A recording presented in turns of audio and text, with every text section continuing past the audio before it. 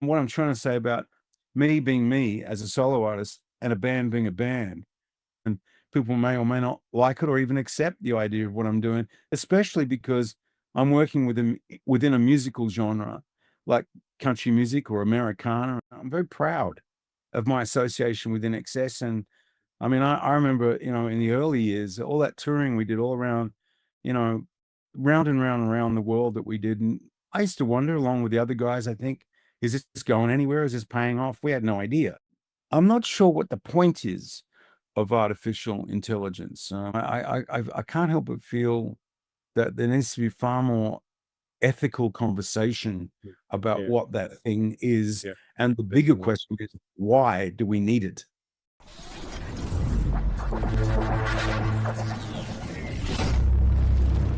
Hi, I'm Andrew Farriss of the group called INXS, and you're listening to Mixtape.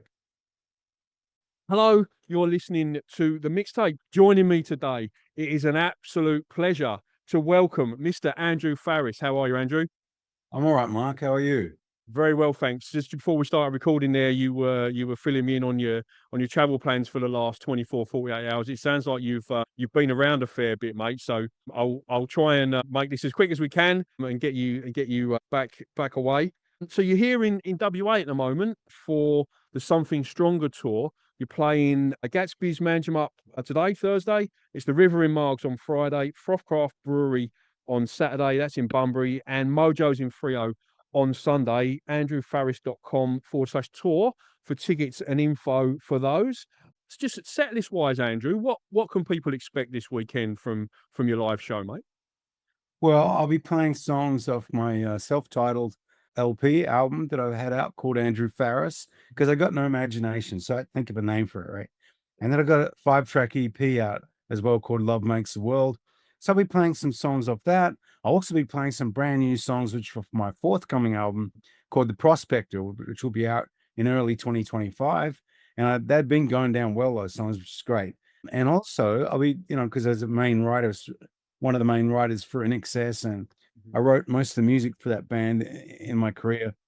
Love INXS, love the music, love the band, love the Yeah, miss Michael, love I miss my brothers and Kirk and Gary and all those guys. Fantastic band. I might even play some songs that I wrote for them.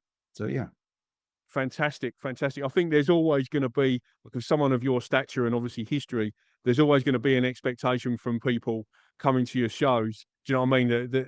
Obviously you're country artist now, and that's you got your fan base there, but there's always going to be an expectation. I think that you're going to maybe, hopefully, fingers crossed, do some INXS tracks. So that's fantastic to hear. You're in WA for these shows, mate. And I just wanted to ask you as well, like obviously you moved over east, when you were quite young. Do you consider Perth and WA as home, or is that over east now in Tamworth? Yeah, I guess it's both really. And I suppose the fact of the matter is I'm an Australian, okay? And I detect your British accent in the background Yes, here. mate. Where are you from originally? I'm from East London, mate. Yeah, I'm from East London. East London. Okay. Yeah. Yeah, actually, for the Farriss brothers in INXS, there's three of us. I'm the middle brother, Andrew, my older brother, Tim, my younger brother, John. Our mum was sixth generation Western Australian, and dad was actually from Croydon. But, Ah, that's right near me. Yeah. yeah, that's right, out of London there. And yeah, I consider myself an Aussie and first, but Western Australia has a very special place for me because I was born here. I was born in Yeah. Cottesloe Beach, and obviously I don't remember much about it. I'm sure Mum does, but yeah, and I miss my mum and dad. I miss them very much, and but I also enjoy, where I live, kind of in the middle of nowhere in northwest New South Wales. I'm a little bit different like that, I guess. Is that I don't live in Australia's amazing cities or amazing suburbs. I live inland, about 6 hours inland actually, and I like it. It suits me. I like a slightly more, I don't know, dry desert kind of climate. For me, it suits me a lot. Yeah. Mhm.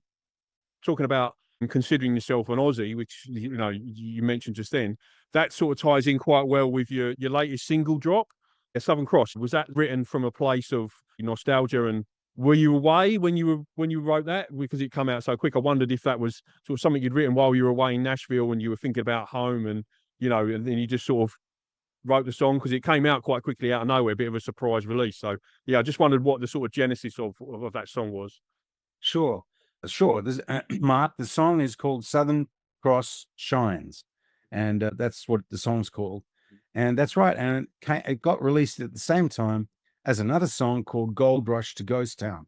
And both these songs were deliberately written as part of my new material for the Prospector, for my new album. Mhm. And a lot of my thinking for the lyrics for the Prospectors, not all of them, but most of them are about people searching for things, which is why I called the album The Prospector, because in Southern Cross Shines, it's like you could be searching for the stars, but it's also Southern Cross Shines is not really so much about being an astronomer or an astronaut. It's got more to do with farming. And I live in an agricultural community in Northwest New South Wales. People around me are all professional farmers. That's what they do. And I've learned over the years that, after 32 years of owning a farm and growing food myself, I've learned that I believe Australia has the best food products in the world, anywhere in the world, for a lot of reasons. People work hard, they have good ethics about producing great food. And I was thinking that I couldn't remember a song that I could think of that really touched on that subject so much, there's a lot of people who talk about emotional sort of, why they love their country or where they live or whatever it is. But for me, it wasn't so much that. It was I really, really wanted to write a song that was really at the core of it is dedicated to farmers. And yes, I happened to finish the song in Nashville, but I really had already started working on the idea myself way before I got there. But I don't always write in Nashville. I also write wherever I am. I can write songs, and one of my jokes I like to tell people these days is they say, "Who are you writing with in Nashville now?" I say myself, Mhm. uh, Yeah, yeah. yeah, You absolutely. can write So anywhere. how was that trip for you, Andrew, the Nashville trip and around Tennessee? I saw some fantastic Instagram shots over the last sort of few weeks of your trip. How was that for you? Well, I've been going to Nashville as an important sort of artistic gathering of like-minded people who still like to do the old school idea of sitting in a room and working with someone and meeting people you don't know and learning something new. It's not about how much you know or whether you're some sort of entertainment deity. It's got nothing to do with that. It's got to do with you being artistically and culturally aware enough to be able to accept someone else's ideas and work with them. And I really like that. I think that's great. When I think about the 300 songs or whatever that I wrote with Michael Hutchence from INXS in the early years of our career, and we worked in over 50 countries at one point as a band. But what makes Nashville so special is that it's it's a very sort of human thing. It's not about technology and, look what I can do that you can't do or you can't afford to buy. Mm. It's got to do with wanting to work with people. And I understand that. I get that. That goes right back to the very beginnings of my, what excited me about wanting to be a musician and a songwriter in the first place. You know? Mhm. Absolutely, absolutely. I know for myself, Andrew, sort of genres of music that I've been into as I've from when I was younger to when I was older changes like quite dramatically. And I just wondered, like, when you were back in the INXS days, were you a country music fan then, or was that something that sort of, came along a little bit later?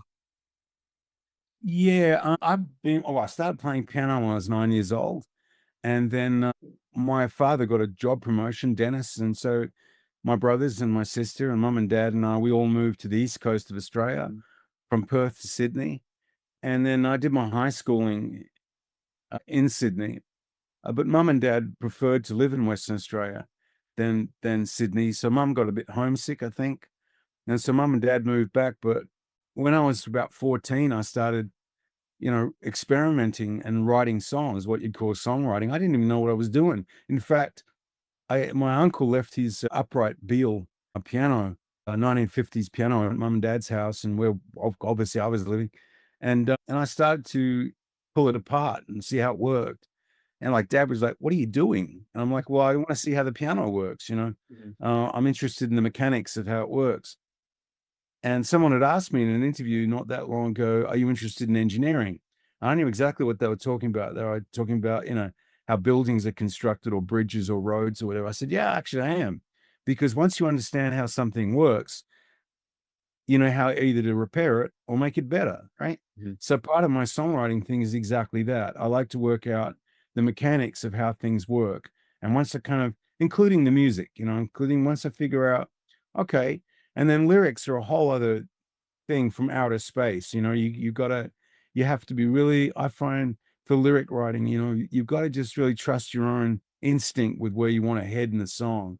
Mm. Or if someone else comes up with a great idea, you go, man, that's great, love that. And then that's often the way I work is that, but over the years I've learned to kind of trust my own judgment and be my own critic enough, I think, to say to myself, Andrew, this is crap, or actually, this Mhm. is pretty good, Mhm. and then I'll keep going with it, and put the piano back together again.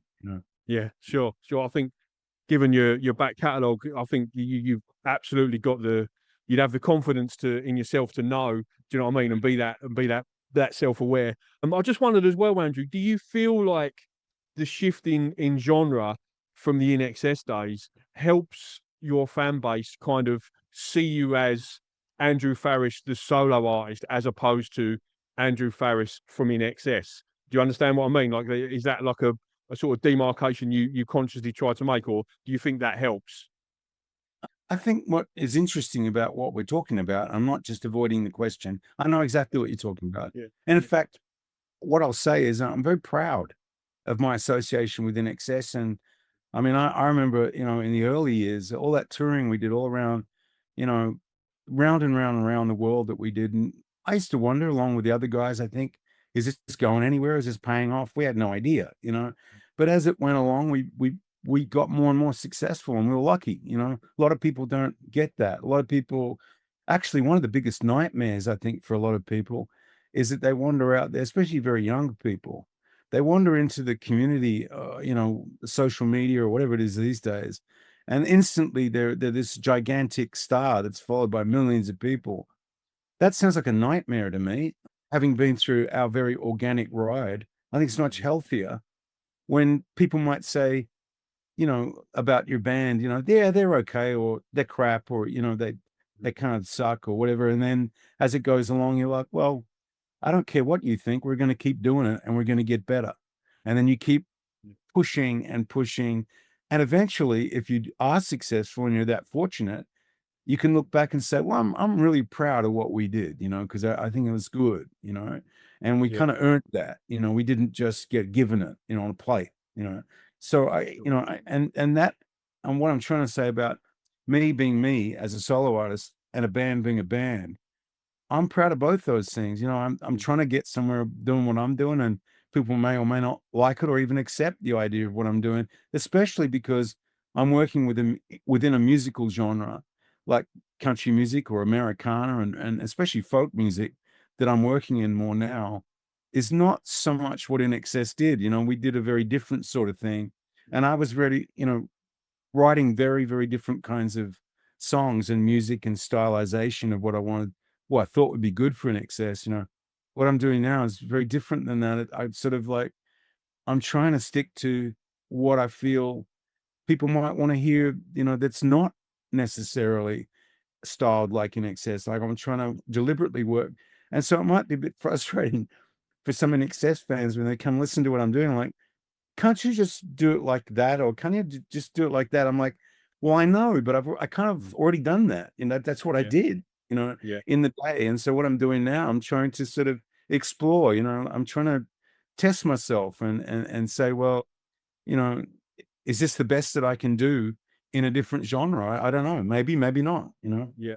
No, absolutely. I think the one key thing that I've heard in a lot of interviews with a lot of creative people is like trying to please other people, you're never Yeah. gonna get anywhere. If you please yourself, that's all you need to do. Do you know what I mean? And that's exactly what I feel you're doing with your solo career is you're writing songs for you that you think are good, and then that's great. Do you know what I mean? That's good enough. And that's the artist journey. I think that's how it should be. Absolutely.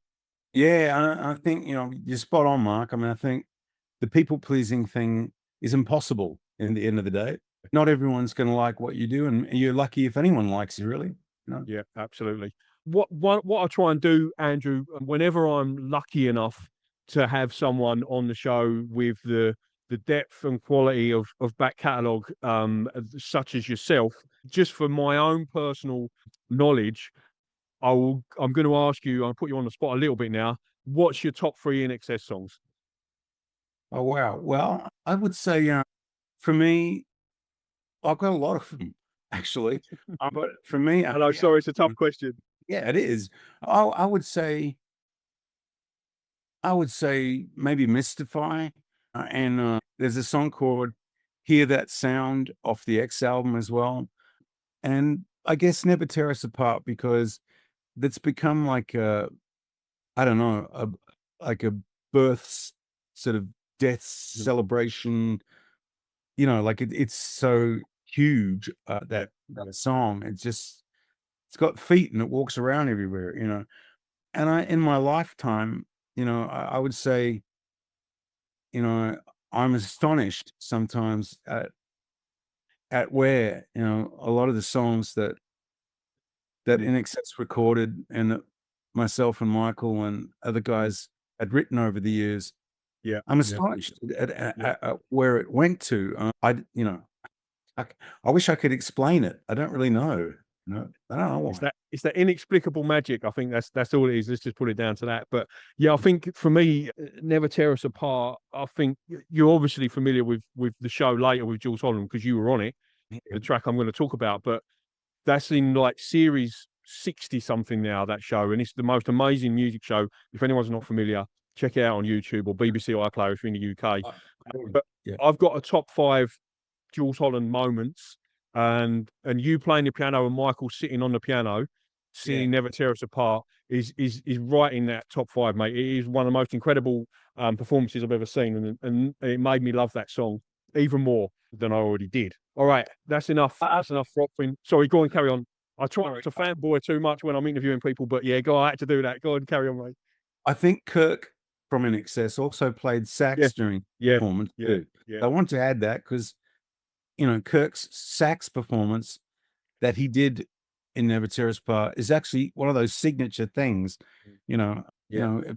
but and Jules Holland, what a great keyboard player! Wow. Oh man, I was having this conversation with a friend of mine the other day about Jules Holland. Shout out, Chappie, if you're listening. I know he will be, about Jules Holland and all the unbelievable tracks that he's played on outside of Squeeze, like with the and all the other session like jobs that he did. The Uncertain Smile. I'm not sure if you're familiar with that track, but his piano on Uncertain Smile. It's like it's like a 2-minute song and then 4 minutes of piano solo. It's the most incredible piece of piano I've ever heard. Fantastic track. Yes, yeah, love Jules Holland. Brilliant, brilliant performer. Yeah. Okay, Andrew, let's quickly drop into your mixtape track choices, mate.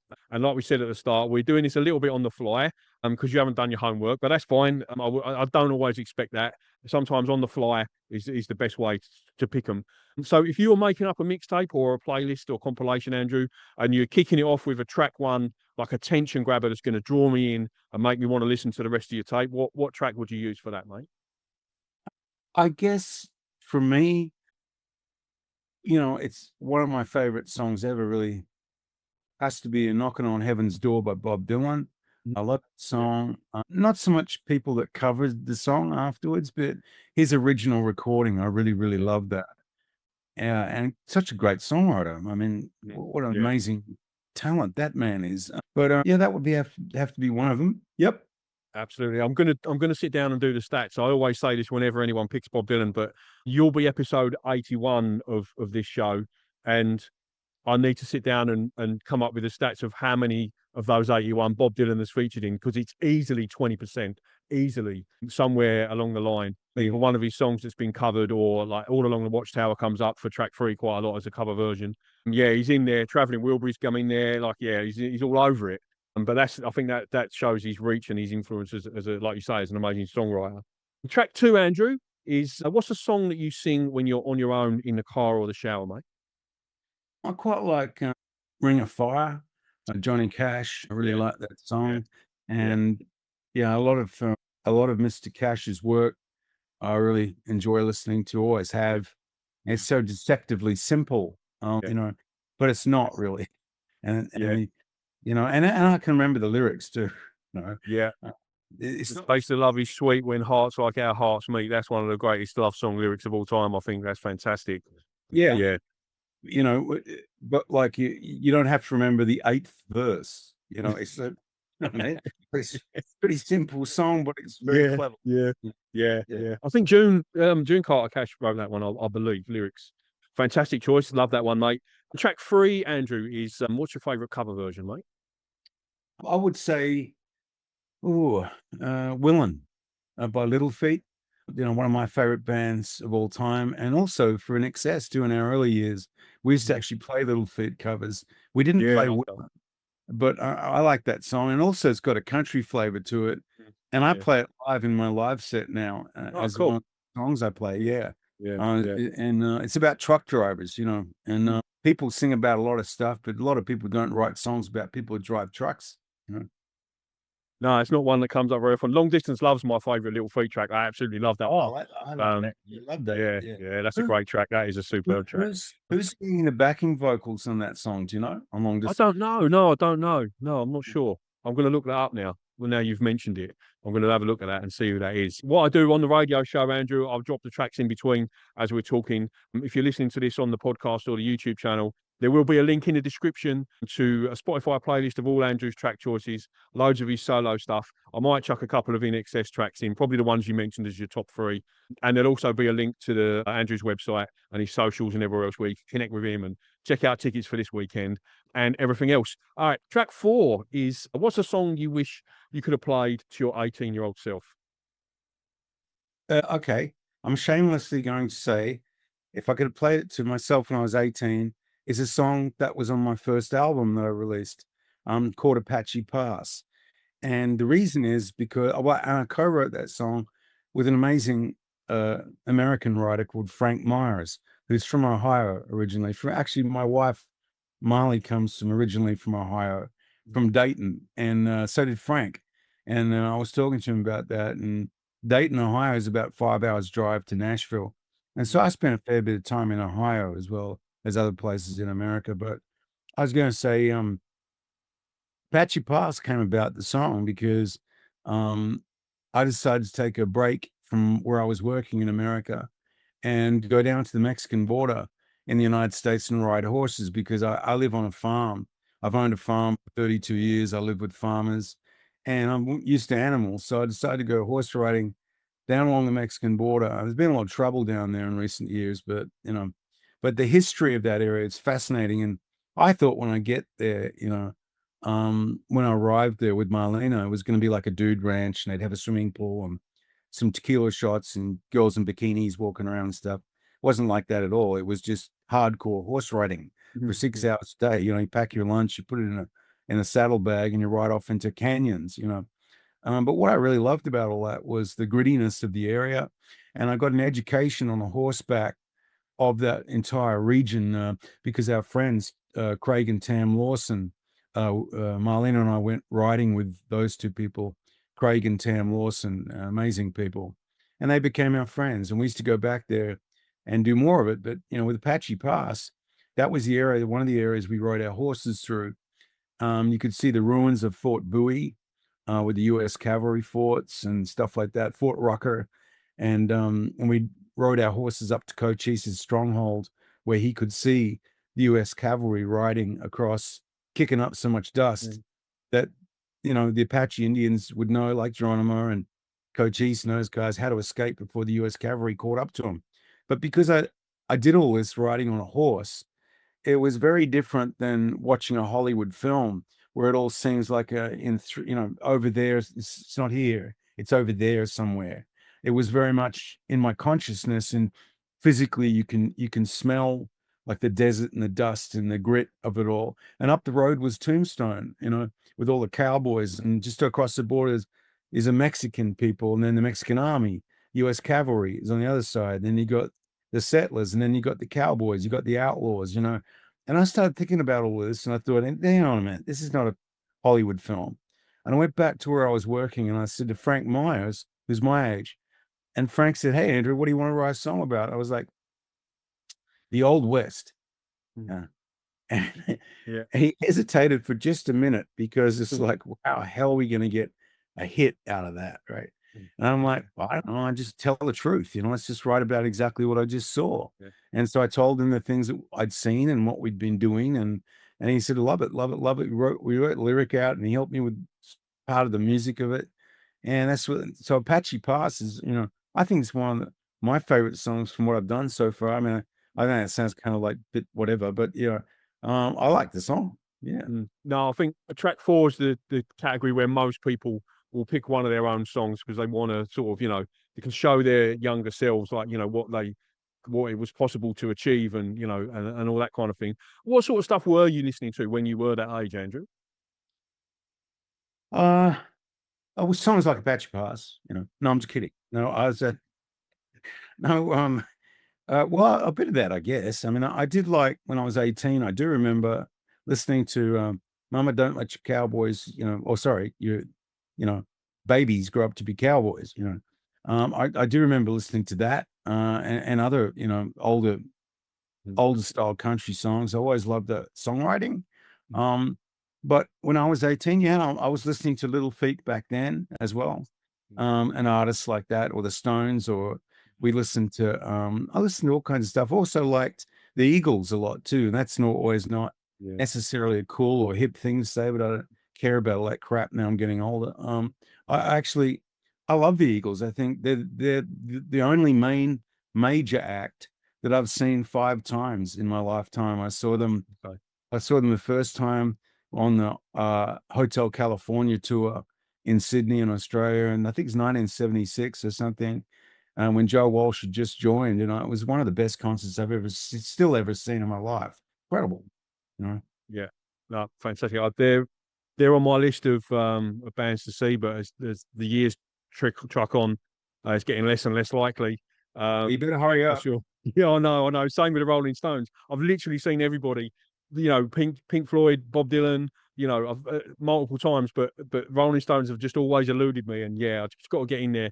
That's another one where every year goes by. Yeah. Anyway, that's by the by. Track 5, Andrew. If you were making up a mixtape for a romantic interest and you were going to put a song on there, sort of to woo someone, what would be a song you would use for that, mate?